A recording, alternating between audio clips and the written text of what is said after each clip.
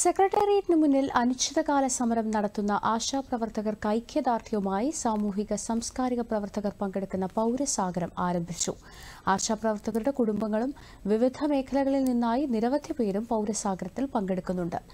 സമരം 2 മാസം പിന്നിട്ടിട്ടും ആവശ്യങ്ങൾ അംഗീകരിക്കാൻ സർക്കാർ തയ്യാറാകാത്ത സാഹചര്യത്തിലാണ് പരിപാടി സംഘടിപ്പിക്കുന്നതെന്ന് Kerala Asha health workers association president V K. Sadanandan പറഞ്ഞു.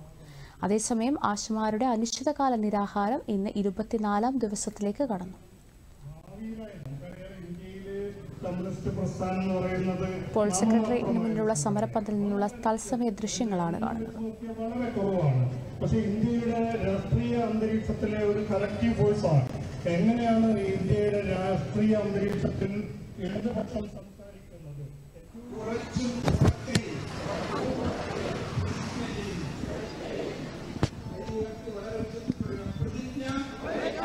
പ്രതിജ്ഞ